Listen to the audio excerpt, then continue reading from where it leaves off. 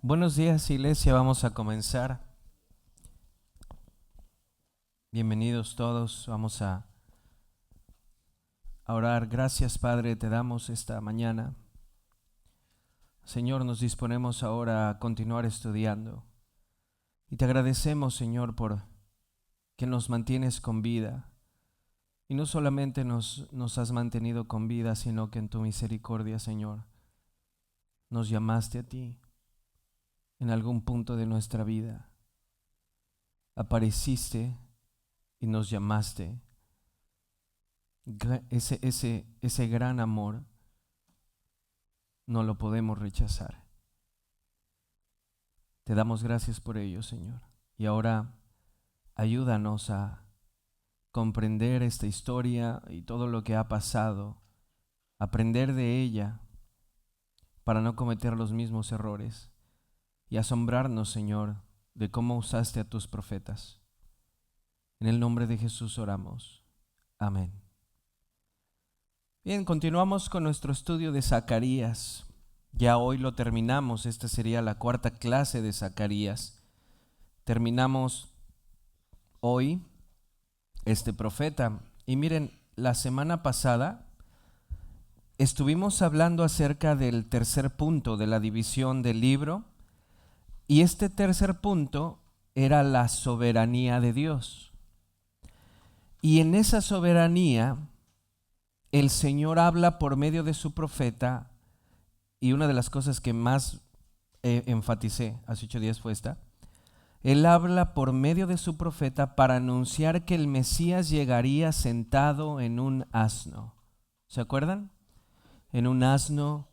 Él vendría, ese rey era justo, humilde, dotado de salvación.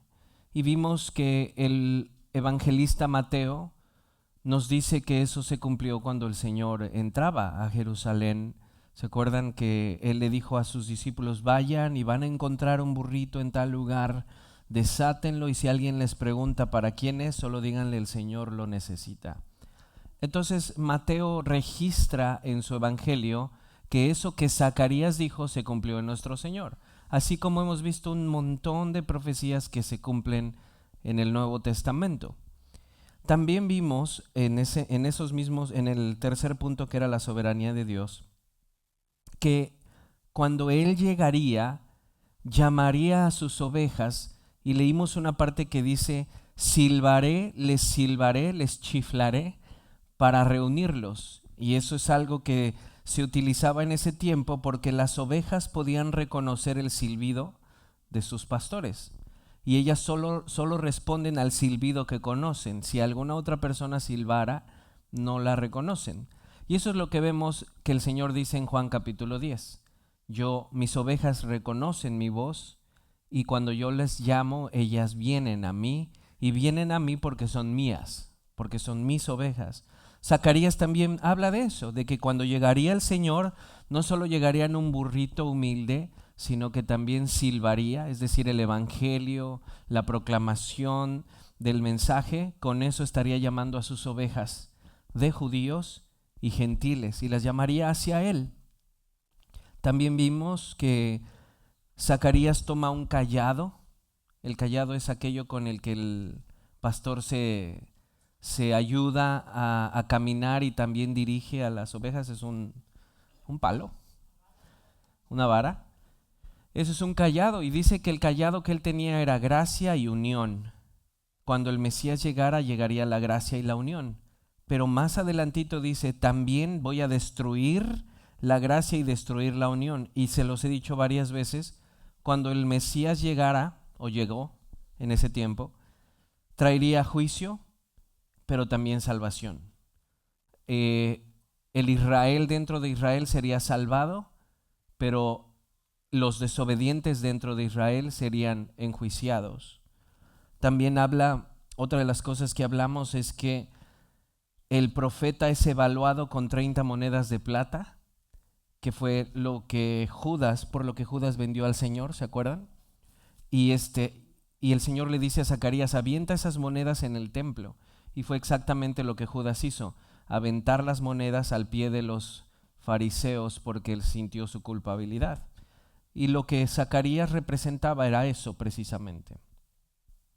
Y bueno, por último, condena a los pastores de Judá y promete que él mismo pastorearía a sus elegidos. Y eso fue lo que estuvimos hablando acerca de la soberanía de Dios. Hoy entramos al último punto de esa división y quiero recordarle los 4 puntos que hemos visto. El primero fue la visión nocturna.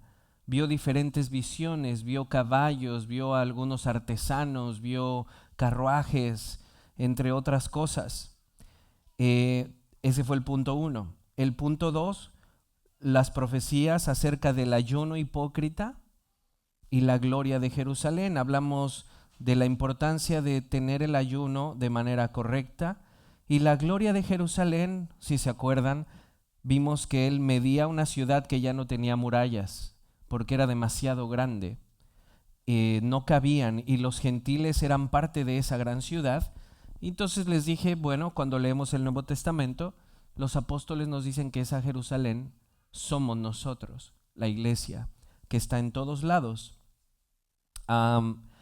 El punto tercero fue del que ya hablamos, oráculos acerca de la soberanía de Dios, cuando nuestro Señor llega en un pollino, en un asno, etc. Hoy terminamos el libro de Zacarías en el punto 4, que dice oráculos acerca de Israel o profecías. Oráculo es una profecía acerca de Israel. Y vamos a leer los últimos 3 capítulos, el 12, el 13 y el 14, yendo de repente a algunos versículos del Nuevo Testamento para ayudarnos con la lectura. La mayoría de los estudiosos dicen que Zacarías es uno de los libros más complicados de entender junto con Apocalipsis por todo lo que se habla. Entonces es un poco complicado esto, pero la idea general ya la tenemos. Vamos a leer Zacarías 12, del 1 al 13, así que preparen sus Biblias ahí, por favor. Y dice así: profecía, palabra del Señor acerca de Israel. El Señor que extiende los cielos, pone los cimientos de la tierra, y miren, esto es muy bonito, y forma el espíritu del hombre dentro de él. ¿Ya vieron? Estamos compuestos de 2 cosas, alma o espíritu y cuerpo. Las 2 son creadas por nuestro Señor, pero para que veamos que no solamente Oscarín tenemos este cuerpo, sino que está nuestro espíritu, el cual vive eternamente. Miren otra vez. Forma el espíritu del hombre dentro de él. Declara: yo haré de Jerusalén una copa de vértigo para todos los pueblos de alrededor. Y cuando haya asedio contra Jerusalén, también lo habrá contra Judá. Y sucederá en aquel día que haré de Jerusalén una piedra pesada para todos los pueblos. Todos los que la levanten serán severamente desgarrados, y contra ella se congregarán todas las naciones de la tierra. En aquel día, declara el Señor, heriré de espanto a todo caballo y a su jinete de locura, Pero sobre la casa de Judá abriré mis ojos, mientras hiero de ceguera a todo caballo de los pueblos. Una vez más, es que están atacando a la nación y Dios está protegiendo a la nación. ¿Cuál nación? Jerusalén. ¿Quién es Jerusalén? De acuerdo a los apóstoles, todos nosotros que formamos el templo de Dios. Verso 5. Entonces, los jefes de las familias de Judá dirán en su corazón: gran apoyo para nosotros son los habitantes de Jerusalén, por el Señor de los ejércitos su Dios. Es decir, esa fuerza, esa fortaleza viene de Dios, no de ellos mismos. El Señor salvará primero las tiendas de Judá, para que la gloria de la casa de David y la gloria de los habitantes de Jerusalén no se engrandezca sobre Judá. En aquel día el Señor defenderá a los habitantes de Jerusalén, y el débil entre ellos aquel día será como David, y la casa de David será como Dios, como el ángel del Señor delante de ellos. Y sucederá en aquel día que me dispondré a destruir a todas las naciones que vengan contra Jerusalén. Ahora, nos podemos preguntar, ¿cuál día? ¿Aquel día cuál? Entonces, recuerden que nosotros debemos de lograr entender el libro bajo su contexto. Para Jeremías, Berito, podría ser aquel día cuando Babilonia llegaba a conquistar Judá. Ahora, lo interesante de esto es que aquí estamos hablando de personas post-exilio. Ya la gran devastación de Asiria ya pasó, la gran devastación de Babilonia ya pasó. Entonces, ¿a qué devastación está hablando? ¿Y de qué día habla? Entonces, la mayoría de los comentaristas, y yo me incluyo en ello, que yo no soy comentarista, pero yo me incluyo de que lo entiendo así, es que se refería a la primer venida de nuestro Señor. Y este asedio y este problema y este destrozo sería cuando Roma, la cuarta bestia, termina con todo lo que sobraba. Ahora, bueno, vamos a continuar leyendo y vamos explicando conforme a qué es aquel día. Ahora vean el verso 10. Y derramaré sobre la casa de David y sobre los habitantes de Jerusalén el espíritu de gracia y de súplica. Y me mirarán a mí, a quien han traspasado.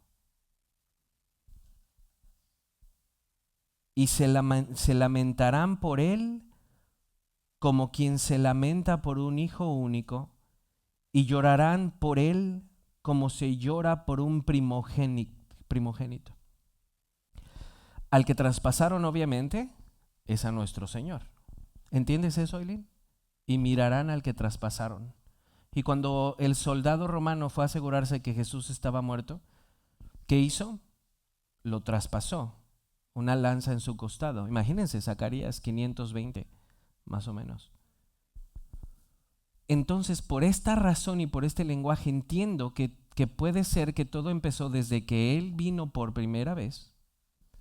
Ahora, muchos afirman, verán al que traspasó cuando Él regrese por segunda vez, en su segunda venida.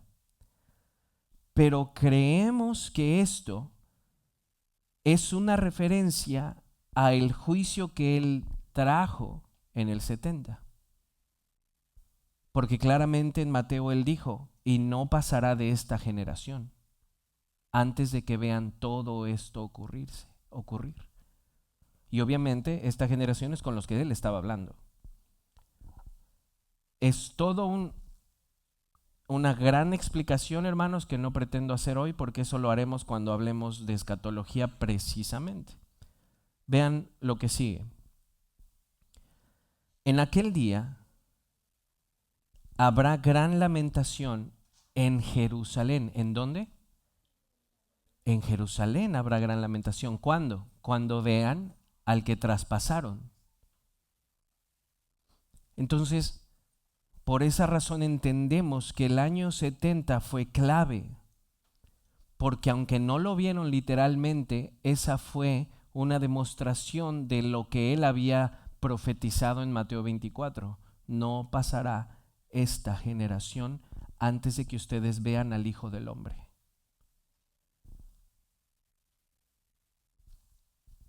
En Jerusalén habrá gran lamentación, como la lamentación de Hadad, Rimón, en la llanura de Megiddo. Y se lamentará la tierra. Entonces debemos de preguntarnos, ¿cuál tierra? ¿El mundo entero? No, nos lo dijo arriba, Jerusalén. Y nos lo dice ahorita, se lamentará la tierra. ¿Cuál tierra? Cada familia por su lado. La familia de la casa de David por su lado y sus mujeres por su lado. La familia de la casa de Natán por su lado y sus mujeres por su lado. La familia de Leví por su lado y sus mujeres por su lado, la familia de los Simeitas por su lado y sus mujeres por su lado, todas las demás familias, cada familia por su lado y sus mujeres por su lado. Ahora, entendamos esto. Y es bien interesante esto, Arnoldo. Nos acaba de decir unos versos atrás que Jerusalén será protegida, pero ahora nos dice que será destruida. Y es por eso lo importante y necesario que debemos de comprender quién es Jerusalén. Entonces, si se dan cuenta, viene a la protección de la Jerusalén celestial, la cual Pablo nos habla en Gálatas, pero viene un juicio a la Jerusalén terrenal, que había roto el pacto, y no solo rompió el pacto, mató al Hijo de Dios. Y ellos dijeron que caiga sobre nosotros la sangre de Él. Y Jesús dijo, no solamente caerá mi sangre sobre ustedes, sino desde la sangre del justo Abel vendrá sobre esta generación el juicio. Y una generación se puede medir entre 40 y 70 años. Y cuando el Señor lo mataron en el 33, antes de cumplir 40 años llegó Roma, antes de que se cumpliera lo que es esta generación. ¿Sí? Ahora vean, dice que el juicio sería sobre la tierra, y la tierra sería Jerusalén y las tribus, nos lo acaba de decir, ¿no? Y más arribita nos dice, pero yo protegeré a Jerusalén. Entonces, repito una vez más, es importante entender quién es Jerusalén. Y lo que nos dicen los apóstoles en el Nuevo Testamento nos ayuda a entender que protegería a la nación entera, pero también protegería, Berito, al remanente, a los que dentro de Jerusalén serían salvos por gracia. Lo que Pablo nos explica en el Nuevo Testamento. Dentro de Israel está Israel. Ahora vean lo que dice Mateo 24:30.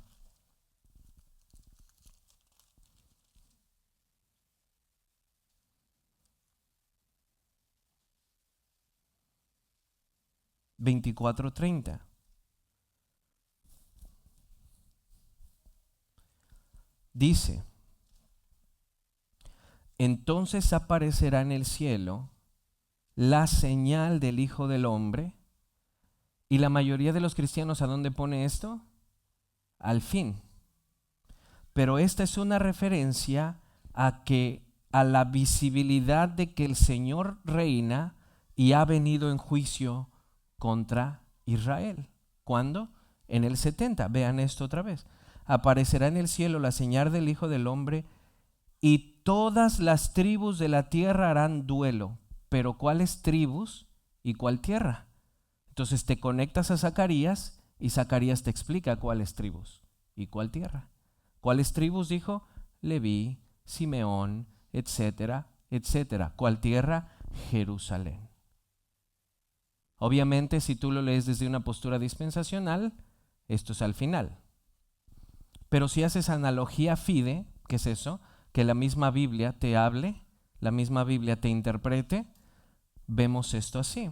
Entonces, eso de aparecer la señal del Hijo del Hombre y todas las tribus harán duelo y verán al Hijo del Hombre que viene sobre las nubes del cielo con poder y gran gloria, se refiere al juicio que Él traería. ¿Se acuerdan en Daniel que dice, y vi a uno como hijo de hombre venir?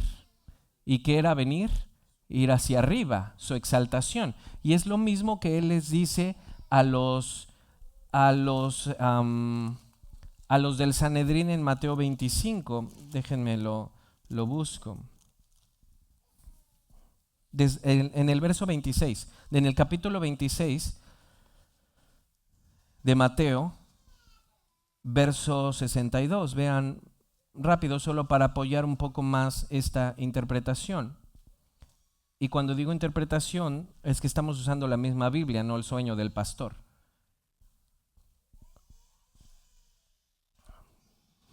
Capítulo 26, verso 62. Entonces el sumo sacerdote, levantándose, le dijo, ¿no respondes nada? Están interrogando los del Sanedrín a Jesús, ¿verdad? Lo arrestaron. Y dice, ¿no respondes nada? ¿Qué testifican estos contra ti? Pero Jesús se quedó callado. Y el sumo sacerdote le dijo, te ordeno, por el Dios viviente, que nos digas si tú eres el Mesías. Y Jesús les contestó: tú mismo lo has dicho. Sin embargo, a ustedes les digo. ¿Desde cuándo? Desde ahora. ¿Desde cuándo? Desde ahora verán al Hijo del Hombre sentado a la diestra del poder y viniendo sobre las nubes del cielo. Una referencia a su autoridad de Daniel.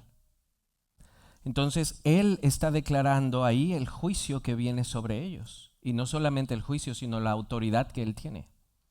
Entonces, cuando lees Zacarías y habla de que las tribus se lamentarán y verán al que traspasaron, sería en ese juicio del 70. Y cuando en Mateo 24 le preguntan a Jesús, le dicen, qué hermoso está el templo, y él les dijo, no quedará piedra sobre piedra. Todo esto está conectado. Van conmigo. Entonces, una cita más. Apocalipsis 1.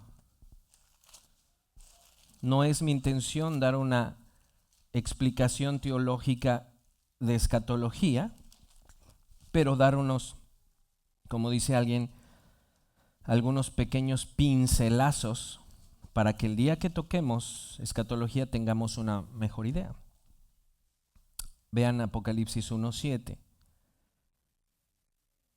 Él viene con las nubes y todo ojo lo verá, aun lo que los traspasaron, y todas las tribus de la tierra harán lamentación por él. Sí, amén. Y cuando leemos tribus de la tierra, pues de repente unos dicen, pues es toda la tierra. Pero cuando conectas Mateo 24 y conectas Zacarías, hablaba del momento en el que el Señor vendría en juicio en el 70. ¿Y por qué Juan lo escribe a futuro? Porque defendemos que Apocalipsis fue escrito en el 66, 4 años antes de que sucediera. Y por eso, cuando tú ves en el capítulo 1, verso 1, dice, en Apocalipsis 1, verso 1, dice, la revelación de Jesucristo que Dios le dio para mostrar a sus siervos, ¿qué dice, tío Jesse? Las cosas que deben suceder pronto. ¿Están acá conmigo? Las cosas que deben suceder pronto. Pronto 4 años más o menos, no pronto 2100 años. ¿Sí? Pronto, ya. No, pronto una pausa de 2000 y entonces ya. ¿Sí? Van conmigo. Es interesante esto, hermanos. Regresemos a Zacarías.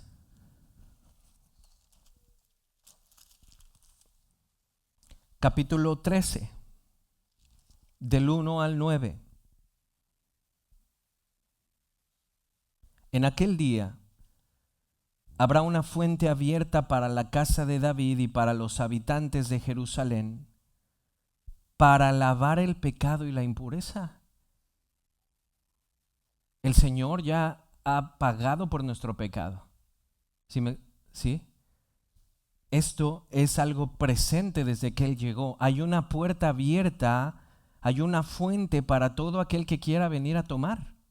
Desde que Él vino, en la casa de David, para los habitantes de Jerusalén, para lavar el pecado y la impureza.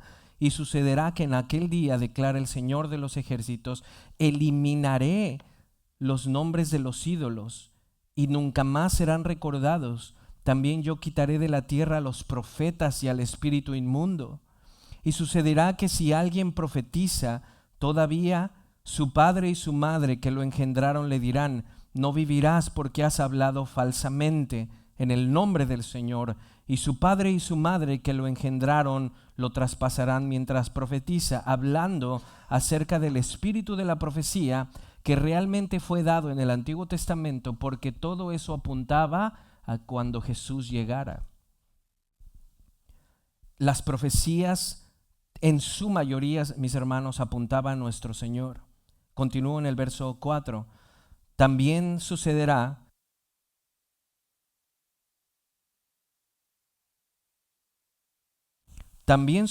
aquel día que los profetas se avergonzarán cada uno de su visión cuando profetice, Y no se vestirán con el manto de piel para engañar, sino que cada uno dirá: no soy profeta, soy labrador de la tierra, porque un hombre me vendió como esclavo en mi juventud. Y alguien dirá: qué son esas heridas en tu cuerpo? Y él responderá: son aquellas con que fui herido en casa de mis amigos. Y esta es otra profecía de nuestro Señor. Vean el verso 7. Despierta, espada, contra mi pastor y contra el hombre compañero mío, declara el Señor de los ejércitos. Hiere al pastor y se dispersarán las ovejas, y volveré mi mano contra los pequeños. ¿Sí se acuerdan de eso, hermanos? Entonces, por esta razón entiendo que esto fue también en su primer venida, porque fue en su primer venida que se hirió al pastor y se dispersaron las ovejas. ¿Se acuerdan que cuando llegaron a arrestarlo, todos lo dejaron y se fueron? Y el Señor mismo dijo: esto es para que se cumpla lo dicho por el profeta. Verso 8: y sucederá en toda la tierra, declara el Señor, que 2 partes serán cortadas en ella. ¿Cuál tierra?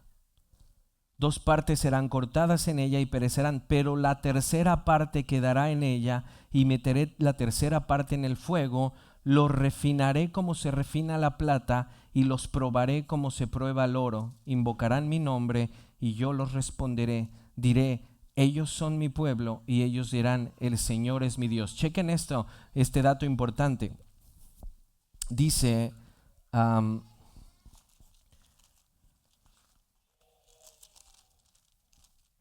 déjenme ver algo rápido aquí.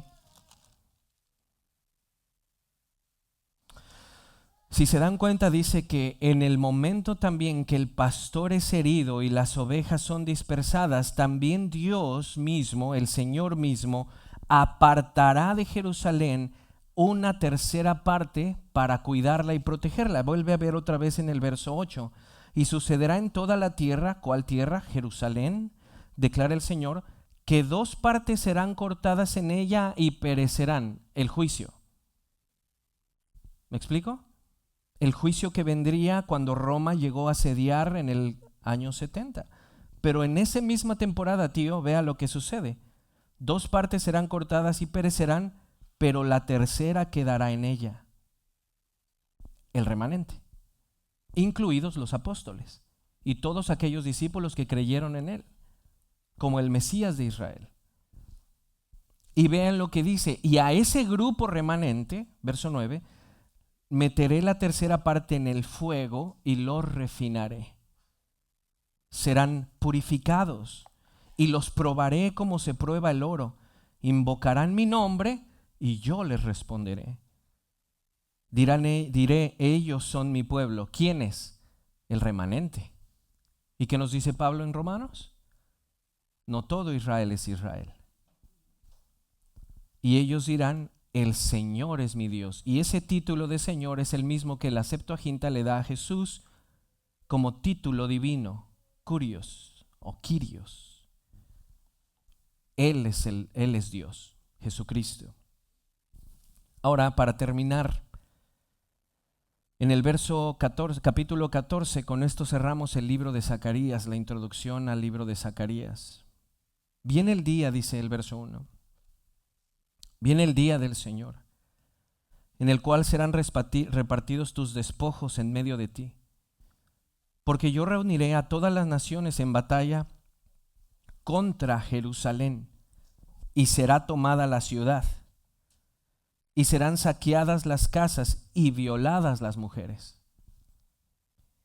La mitad de la ciudad será desterrada, pero el resto del pueblo no será cortado de la ciudad. Entonces saldrá el Señor y peleará contra aquellas naciones, como cuando Él peleó en el día de la batalla. Sus pies se posarán aquel día sobre el monte de los olivos, que está frente a Jerusalén al oriente, y el monte de los olivos se hendirá por el medio, de oriente a occidente, formando un enorme valle, y una mitad del monte se apartará hacia el norte y otra mitad hacia el sur.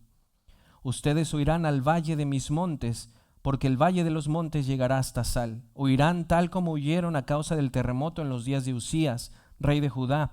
Entonces vendrá el Señor mi Dios y todos los santos con él, y sucederá que en aquel día no habrá luz, las luminarias se oscurecerán, será un día único, conocido solo del Señor, ni día ni noche, y sucederá que a la hora, esto es muy interesante también, porque esto es algo que nuestro Señor respondió cuando le preguntaron, ¿cuándo sucederá esto? Y se acuerdan que Él les dijo, el único que lo sabe es mi Padre.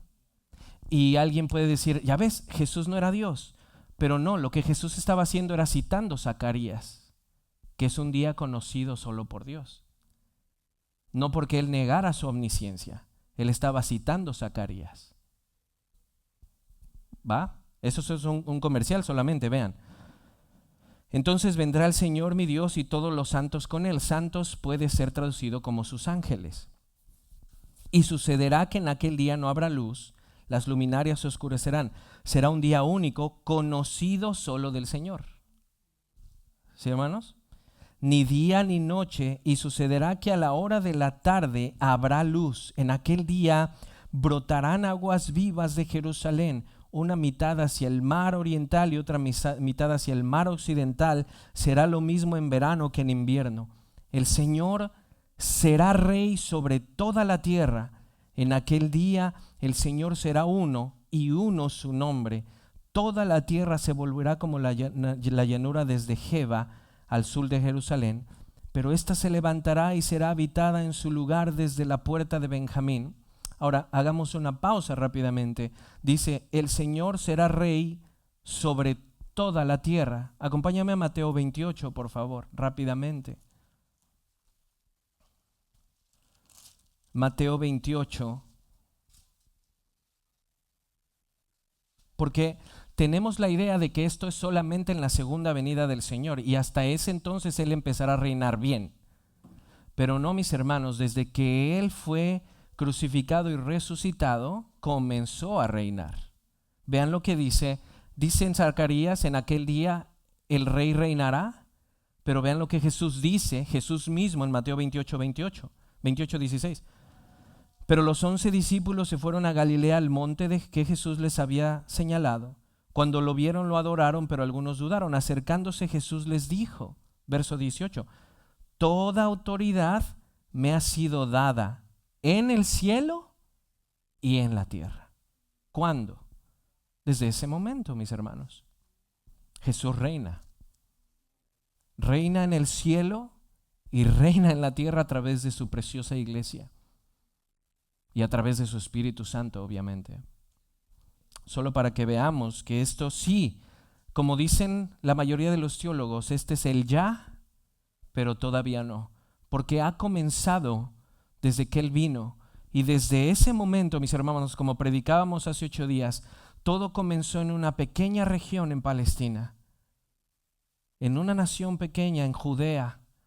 Y de ahí hasta los confines de la tierra. De a poco, mis hermanos, de a poco ha llegado a cualquier parte del mundo. Bueno, faltan algunos lugares. Vamos a dejarlo aquí.